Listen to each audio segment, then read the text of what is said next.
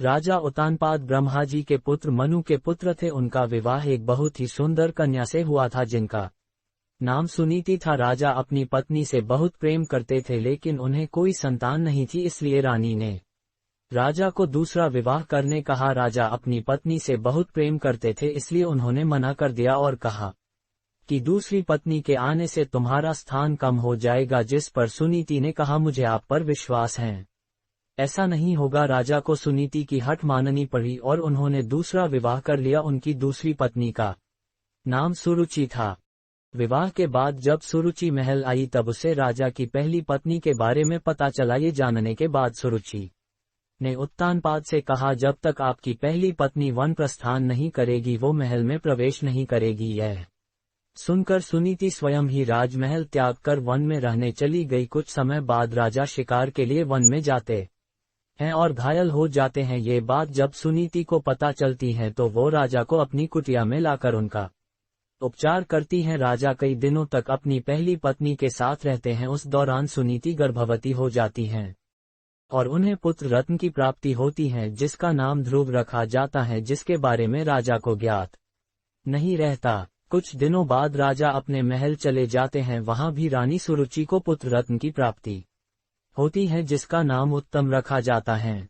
कुछ समय बाद राजा उत्तानपाद को ध्रुव के बारे में पता चलता है। वो रानी सुनीति को महल में आने का आग्रह करते हैं लेकिन वो नहीं आती। ध्रुव को कभी कभी महल भेज दिया करती। यह सब देख रानी सुरुचि को ध्रुव से घृणा होने लगती है। एक दिन ध्रुव अपने पिता उत्तानपाद की गोद में बैठता है। ये देख रानी सुरुचि को क्रोध आ जाता है और वो उसे धक्का देकर अपशब्द कहती हैं और उसे छोड़ी हुई स्त्री का पुत्र कहकर अपमानित करती हैं। नन्हा ध्रुव कुटिया में आकर माँ को पूरा घटनाक्रम सुनाता है। तब माता सुनीति उसे समझाती है, बेटा अगर कोई बुरा कहे तो उसके बदले में उसे बुरा मत कहो, इससे तुम्हें ही हानि होगी। अगर तुम अपने पिता की गोद में सह सम्मान देखना चाहते हो तो भगवान विष्णु की उपासना करो, वो जगत पिता हैं। अगर बैठना है तो उनकी गोद में बैठो। बालक ध्रुव के मन में यह बात बैठ जाती है और वह यही भाव लिए यमुना तट पर नहाने जाता है। वहां उसकी मनोदशा जानकर नारद मुनि आते हैं और वो ध्रुव को भगवान की भक्ति की विधि बताते हैं, जिसे जानने के बाद ध्रुव कठोर तपस्या में लीन हो जाता है। कई महीनों तक खड़े होकर तपस्या करता है। कभी जल में तपस्या करता है तो कभी एक ऊंगली पर खड़े रहकर निरंतर ओम नमो वासुदेवाय का जाप पूरे ब्रह्मांड में गूंजने लगता है।